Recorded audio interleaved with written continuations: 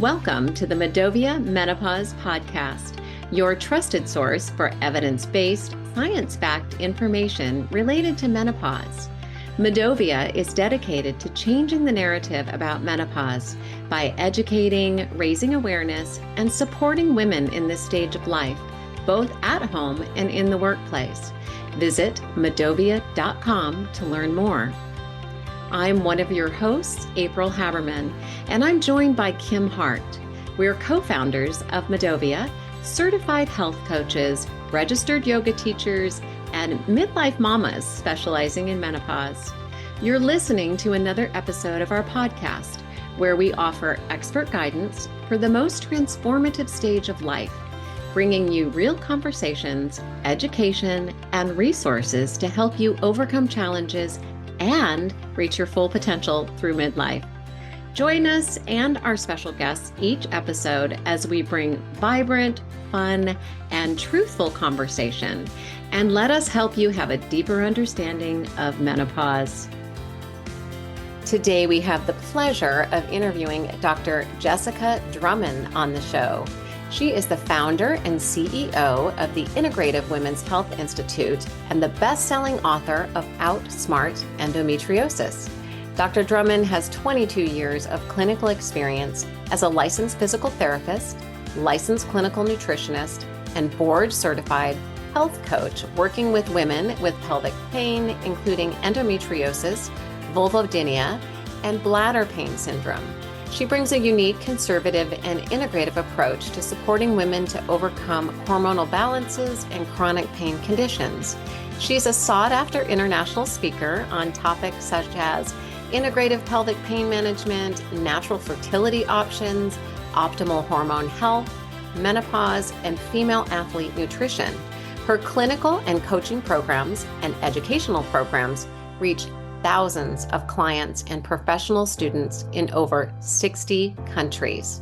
Dr. Drummond has a BA in biology from the University of Virginia, a master's in physical therapy from Emory University, and a doctorate in clinical nutrition from Maryland University of Integrative Health. Let's welcome Dr. Drummond to the show. Welcome, everyone. We cannot wait to have this conversation today. Many of you have been on our podcast or listening to our podcast, and you're familiar with menopause.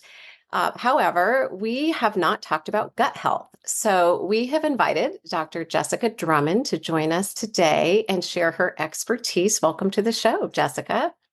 Thanks so much for having me. It's my pleasure to be here. Is it okay to call you Jessica? Yes, absolutely. Wonderful. Well, I am especially excited to have you on the show because what our audience doesn't know is that I went through the Integrative Women's Health Institute health coaching certification program. That's where I received my certification, and you founded that organization. So I've been a part of IWHI for a while. And so to have you on the show is just a real pleasure. And as I just mentioned, we're going to talk about gut health because it is a topic that a lot of our listeners continue to ask us about. So if it's okay with you, I'd like to just dive right in because there's a lot of confusion. Most of our listeners, right, are familiar with menopause, but that link between menopause and gut health is misunderstood. So can you kind of unpack that a little bit for us and just help us to understand that link between menopause and gut health? Yeah. So most people understand that during menopause, well, let me back up to perimenopause. So about 10 to 15 years before a woman is in official menopause, which is 1 year, the date of official menopause, if you remember the date of your last period, it's 1 year after.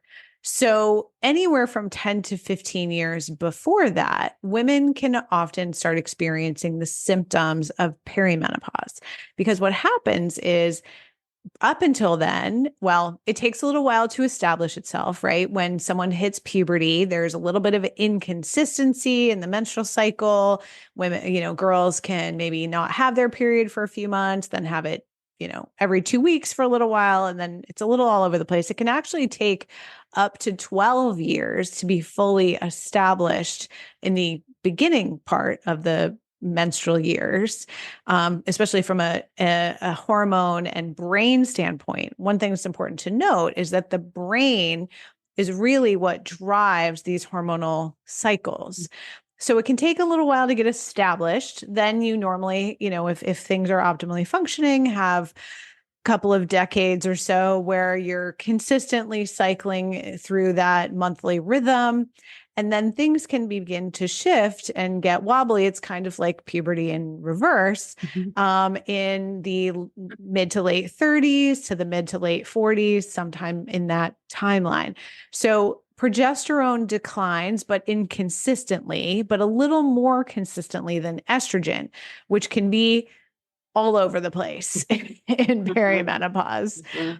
And so how that impacts gut health is that estrogen interacts with the gut microbiome. So after menopause, or kind of during that menopause transition, as estrogen levels are declining, the composition, so the gut microbiome is this community of organisms, lots of bacteria and viruses and fungi and parasites and things like that. They're not all bad. We want some of those to be there. In fact, there are tens of millions of beneficial microbes that we do want to be there. But sometimes there's an overgrowth of the ones that are less beneficial or even more pathogenic. Like there can be a yeast overgrowth or an overgrowth of something like Klebsiella, which is one of the bad bacteria. In the right amounts and the right ratios, that gut microbiome, that set of organisms that lives primarily in the large intestine, is really beneficial for immune health, for digestive function.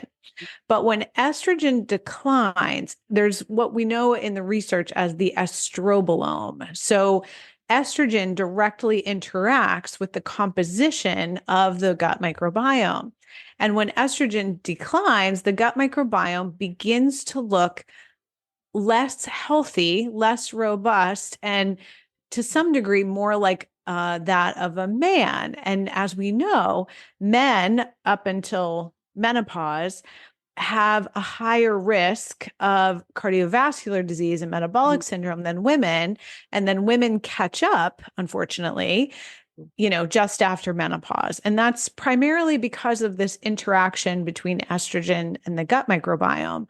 So what happens for women from a symptom standpoint is they become more insulin resistant. They have abdominal belly fat weight gain, visceral fat weight gain, which is the more kind of dangerous kind of fat. And there can be disruptions in the functioning of the digestive system. So more constipation and bloating and symptoms like that. So it's that interaction between the change in hormone levels and the composition of the gut microbiome that starts to get us into trouble in menopause and promotes a more inflammatory environment in the body, because the gut microbiome also directly communicates with the brain and the immune system. So instead of it being more helpful for our immune system, the composition of the gut microbiome becomes potentially more problematic metabolically and from an immune resilience standpoint. That's amazing. That makes so much sense to me that I didn't all put together. Let's drill down on some of the common issues that people are facing and understand more. How does menopause affect digestion and nutrient absorption? And we think about supplements, and people ask us about that all the time because their nutrients are not absorbing in the same way. What happens during menopause that affects those areas as well? And what should we think about doing about that when we're experiencing that kind of disruption in our life? Yeah, well, estrogen also, I would say the decline of estrogen is also at some level a physiologic stressor. So, and also a lot of times in midlife, there just are more emotional stressors. Like think about what women are doing at this point. Many of them haven't had a moment to unpack any trauma from anywhere in their life. So they're just carrying it like a backpack, right? And, by the time you're 40 or 50, you may have children, you may have teenagers, you may have aging parents, you may be, at a fairly high stressful level in your job, you may feel isolated from friends. Like there are a lot of stressors. Divorces are common, moving, trying to get promoted, whatever is going on physiologically or kind of emotionally and in your life will combine with the physiologic stress of the decline in estrogen, which brings that more insulin resistant environment. And so, from a digestive standpoint, what that can do is in the small intestine. So, if we think about what is the digestive tract, first starts in your mouth, right? So, chewing. So, again, if you're under stress, you might be eating in the car. So, even if there wasn't any physiologic changes, your lifestyle can impact your digestive function.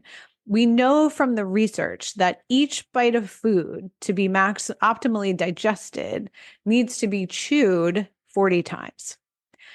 I don't know about you, but that's uncommon, right? Uncommon. One way to say it. Yeah. So even 10 times, right? Like just sitting and chewing. I say to my clients all the time, your stomach doesn't have teeth. Like we have to do the mechanical digestion in the mouth, but that's generally not done. Plus, also at this point, women could have problems with their dental health, with their mouth microbiome. So that's kind of a whole other topic, but it is related to the digestive function. And there is a large energy requirement. So between your mouth and your stomach, and then your pancreas and gallbladder and the small intestine. So food goes from the mouth to the esophagus to the stomach, where it has to be very acidic. It's very common to have to take things like acid reducing medications, acid blockers that can make it really difficult to digest food. That's okay as a short-term temporary solution, but the real problem usually is that the stomach is no longer acidic enough, and that the digestive enzymes that come from the pancreas and the bile salts from the gallbladder are not robust enough to really break down the food. And you combine that with this inflammatory risk to the lining of the small intestine. So the vast majority of our nutrients are absorbed in the small intestine. And that is a semi-permeable lining, but it can become too permeable to things like undigested foods and toxins, especially if the stomach is not acidic enough. Bacteria can get in there. Anything that the stomach was supposed to kill off with stomach acid can, seep in. So you end up having a challenge at the small intestine of difficulty absorbing the nutrients because the food is not broken down enough, but absorption of toxins and kind of undigested food, which is seen by the immune system as an intruder. So, and to build those strong digestive juices requires a lot of physiologic energy from the mitochondria. And again, what's going on at midlife? Like 100 million things. And women don't have the capacity to build enough digestive juices. So using things like betaine HCl, which is like a supportive stomach acid supplement, apple cider vinegar can do that. That helps promote your own stomach acid. So you need enough energy. Mitochondrial support supplements to support that actual energy from the ground up, and digestive enzyme supplements. So I think of these stomach acid support and digestive enzyme support as like crutches for the digestive system when you don't have that robust energy to be able to adequately produce those juices. So supporting women's energy is actually a path to supporting their nutrient absorption. Interesting. Yeah. And people ask us about probiotics and prebiotics all the time. You just took the words out of my mouth, Kim. Yeah. I'm like, what about? Because that's the question that we get. Like, what prebiotic or probiotic rather should I take? And you're like, there isn't just one. No, there are, probably thousands at this point, but definitely hundreds. And so here's the challenge with pre and probiotics. We do have a fair amount of research. There's a there's a like research compository called the Probiotics Advisor. It's a sort of a subscription service for professionals to look at the data about which probiotic strains have been studied for different things. So there certainly is not one recommendation for women in midlife about which pre and probiotic strains to add. Well, which probiotic strains to add. I would start with just optimizing the digestive function, as we talked about.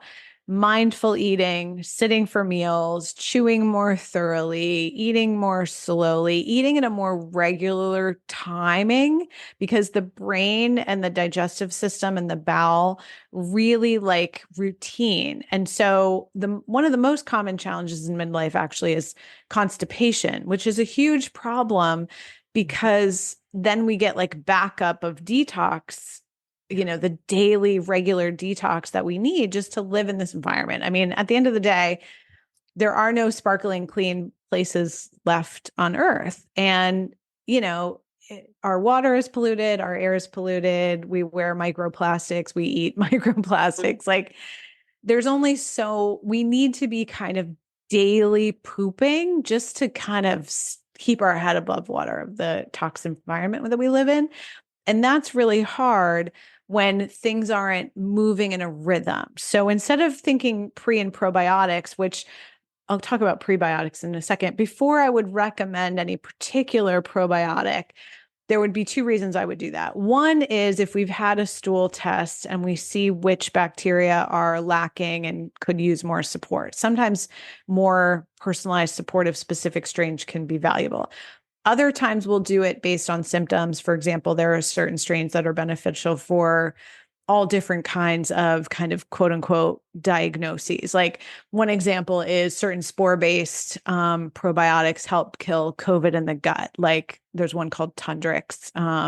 So if people are struggling with long COVID, which is one of the things that I see obviously a lot now, that could be beneficial, at least for a little while, to kind of rebuild the robustness of the gut microbiome. Because as I mentioned, that helps increase the robustness in general of the immune system. So spore-based probiotics can be helpful for immune function, but I wouldn't recommend anyone just take those because people who have histamine issues or allergy problems, those are also histamine producers. So you could actually develop something like an anaphylactic shock from it. So probiotics, I actually don't recommend that people take without consultation with a skilled nutritionist or functional medicine doctor or GI doctor or something like that. Prebiotics is a little bit of a different story. So prebiotics is the beneficial foods that feed the good composition of a gut microbiome. So if we think about, there's tons and tons of microbes living in our large intestine primarily. Sometimes they get into the small intestine in different ways, and that's what's known as SIBO or bloat. You'll have bloating as the main symptom, but it could be an overgrowth of bacteria or fungi or anything else. And so sometimes we need to quote unquote kill off the bad bacteria, and we usually do that with herbs. But everyone can benefit from eating a diet that does less to feed the more pathogenic or quote unquote bad bacteria and other microbes, and more to feed the more supportive microbes.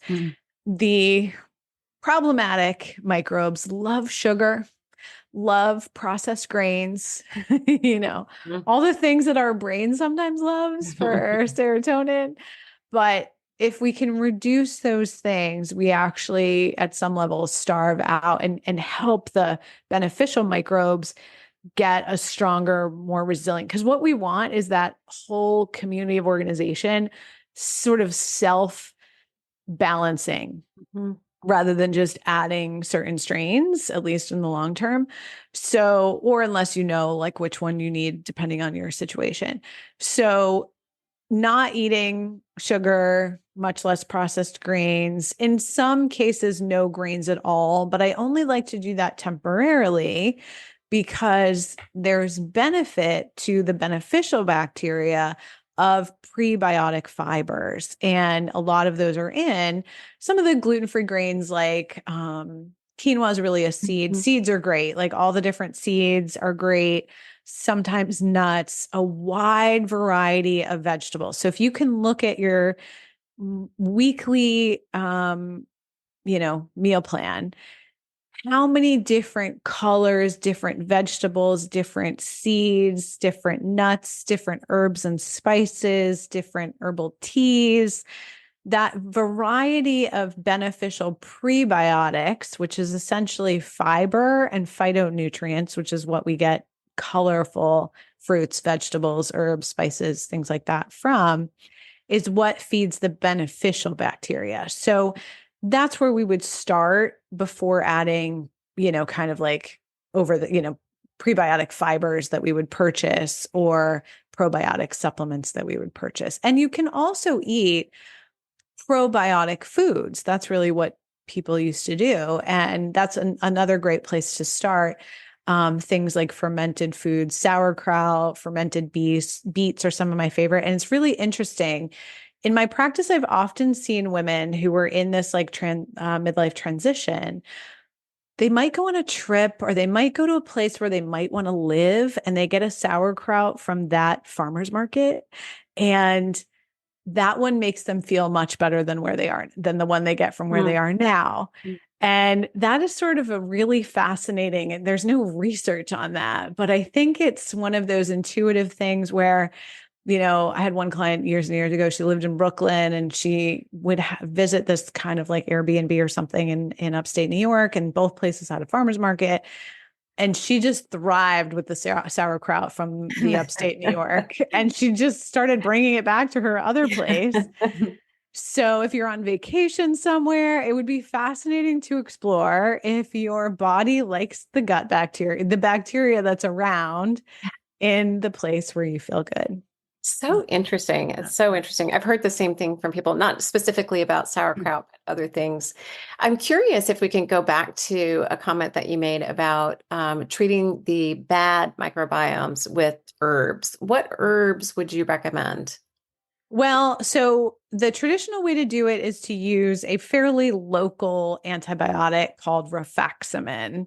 And that does work. It's very expensive and it's short lasting, and sometimes it can be a cure. It just kind of depends on why someone has this overgrowth of bad microbes, bacteria, particularly in the small intestine. It's a local antibiotic, so it's a little different than other antibiotics that can actually mess up the gut microbiome. This one is helpful, but the challenge I see is many of my clients have endometriosis, or they might have had some other abdominal surgery or chest surgery, or, even a C-section. And the structural changes that can happen from, or even like a back injury, like if you think about where your intestines are, endometriosis in particular can grow, or there can be areas of inflammation on or around the bowel. There can also be areas of like adhesions and stickiness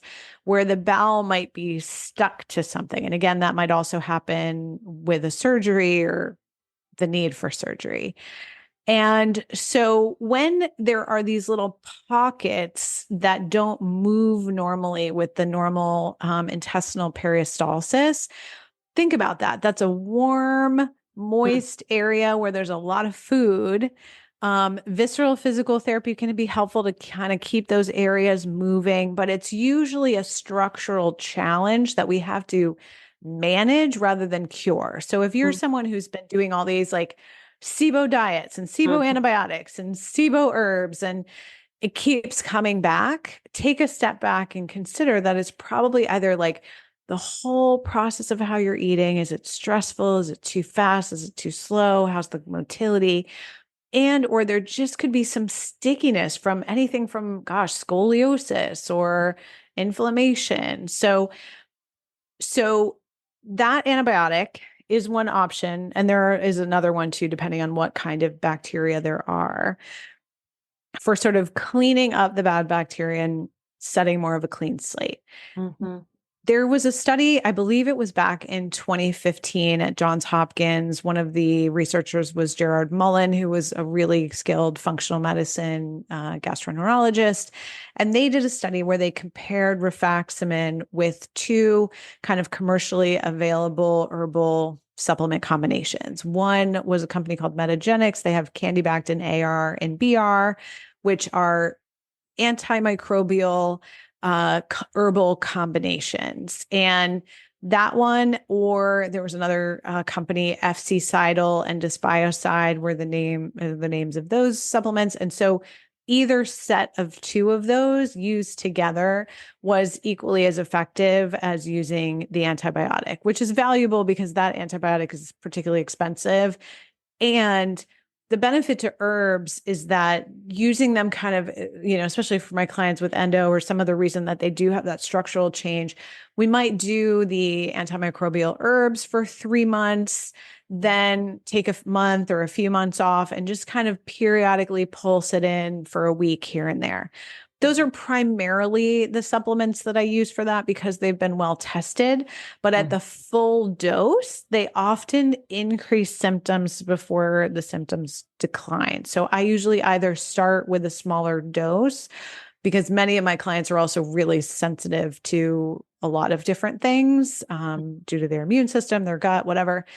And so we'll either start with a lower dose and then work up to the full research dose, or we'll use there are some other products on the market that are just gentler.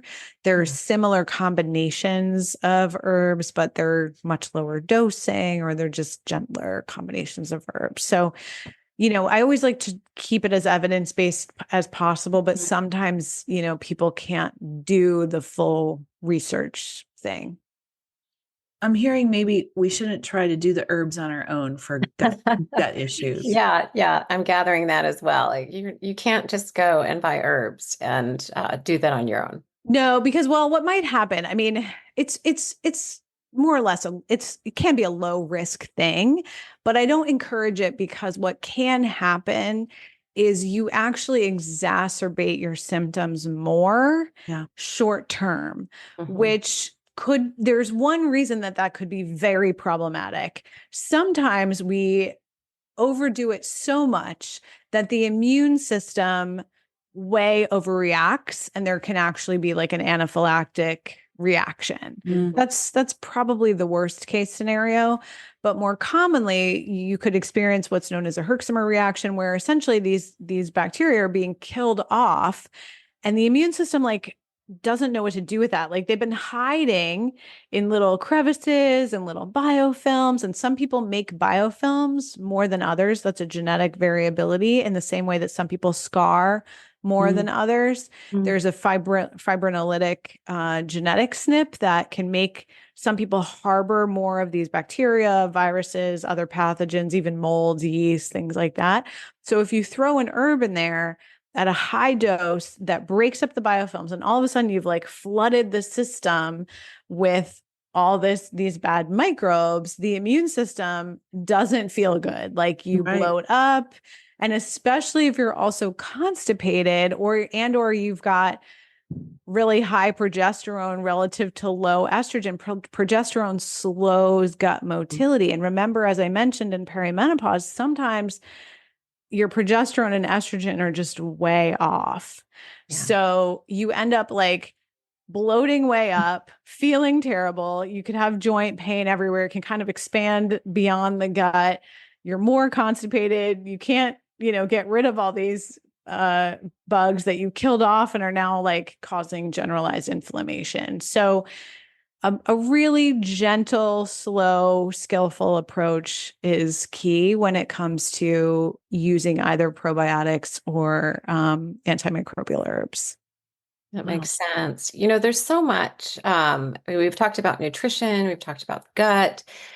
There's so much that we could talk about in this podcast, sleep and how that affects the gut, and exercise and what type of exercise do I need to do. And just for sake of time, because you worked with so many clients with gut health and menopause, is there one other area that we could talk about here that you feel as though our audience could benefit from? Well, I think there's two things. I think you really can't underestimate the power of at least one a day, up to three a day, but no less, ideally, good bowel movements, because you've got to have that motility.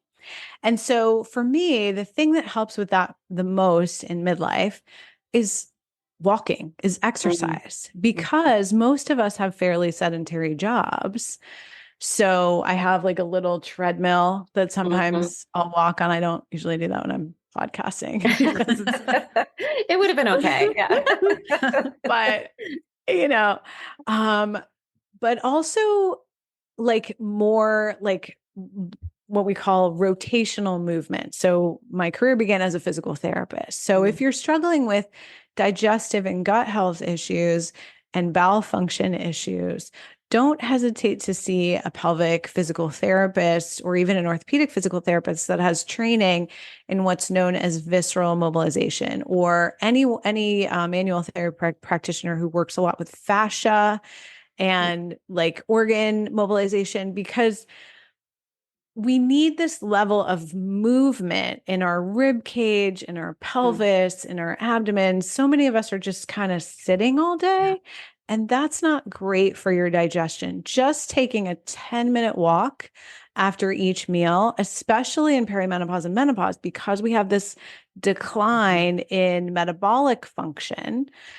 Now, obviously, supplemental estrogen, maca, there are lots of things we can do to actually help hormonally from a, perimenopause, menopause standpoint that will then impact the gut. But even if you're doing that, it's not exactly the same thing as being premenopausal. And often you are taking a relatively high dose of progesterone to protect the uterus if a woman still has her uterus. So I really can't overstate for women in perimenopause and menopause the value of, if you're at 5,000 steps, you're at 5,000 steps. Like start there.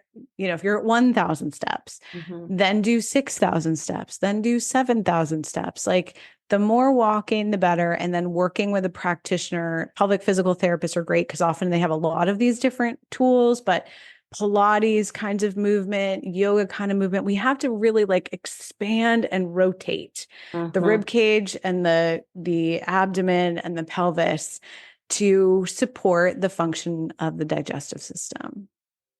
Makes perfect sense. Yeah. It really does. We're big yoga fans, and we're both yoga instructors. And I love that you just mentioned that as well. Yeah. It's funny in both of us are health coaches, where we often one of the first questions is, let's talk about your gut motility. And people are like, we're going to start, Yeah. One last question that I'm curious about before we get into our rapid fire is sleep patterns and gut health during menopause. We talk to a lot of women who are having parties in the middle of the night, right? Trying to manage their sleep. Is there a relationship with how well we take care of our gut and sleep? And what can we do to help both of those things as we're managing everything else with menopause? Well, I think the most important thing is the metabolic relationship with kind of like what we're eating and when it comes to sleep, because normally that awakening in the middle of the night between 2 a.m. and 4, sometimes a little later, is an early cortisol spike. So when blood sugar drops overnight, cortisol can spike and wake a woman up in the middle of the night. Or it can just be behavioral and habitual. I mean, gosh, from breastfeeding, right? Sometimes we stop, we were up all night breastfeeding for 5-10 years. And then, there's a behavioral re-education of the bladder that needs to happen. So again, that's another key area of a pelvic physical therapy role. But when it comes to your last meal of the evening, and in fact, remember I said how the brain and the bowel like this routine. Right. So getting up in the morning, having some kind of like get your circadian rhythm reset with daylight, and then having a strong, high fiber, high protein breakfast, eating another 4 to 6 hours later, and eating another 4 to 6 hours later. For women, intermittent fasting can be okay, but not it's not where I would begin if someone's waking up in the middle of the night, because that means they're under some adrenal stress. So at least an 8-hour window of eating, if not a little bit more.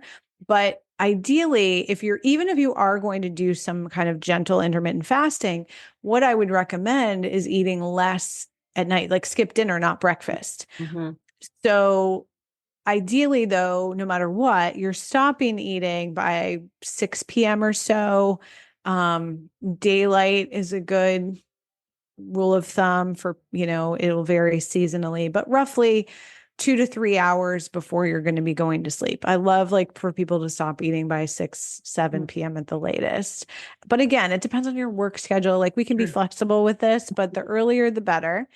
And at night, it's even more important to not have a heavy carbohydrate meal, because that stimulates those shifts in blood sugar that can wake women up. And then the other thing I would say about sleep for midlife women is how you breathe is very important when it comes to sleeping. One of the biggest risk factors for sleep apnea is menopause. So there are therapists known as myofunctional therapists who help optimize your breathing, your tongue positioning, your airway opening, the strength of your mouth and tongue, and breathing through your nose versus breathing through the mouth at night.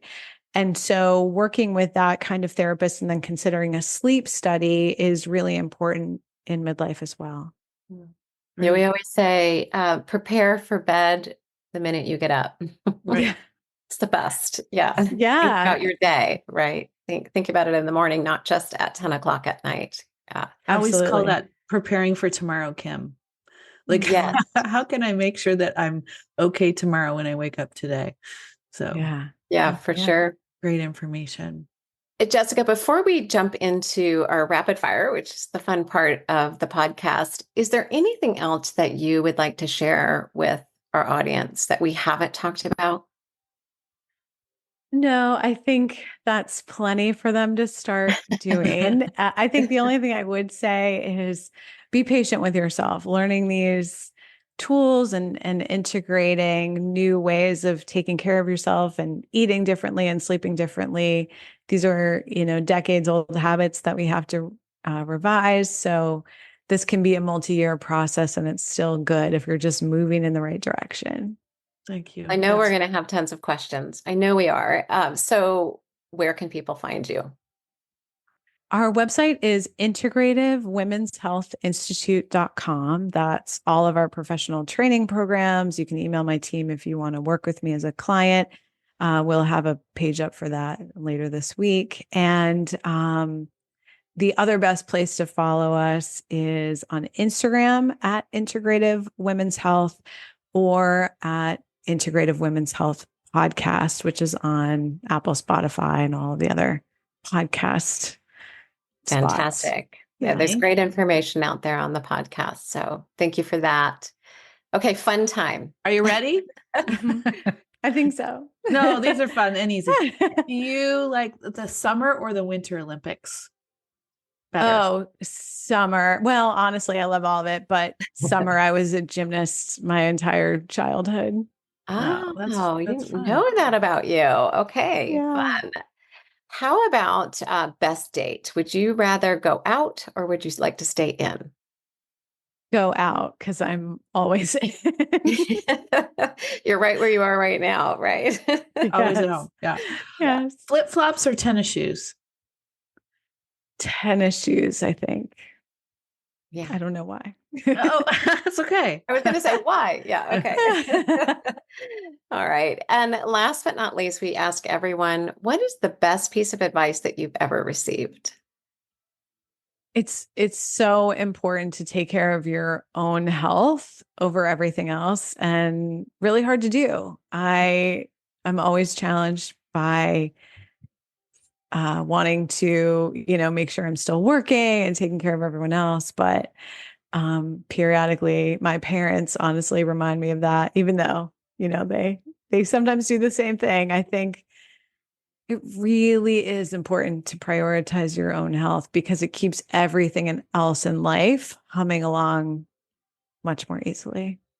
Great advice. I love that you said that. Yeah, we're all about radical self-care, and I feel like we preach that all the time, Kim.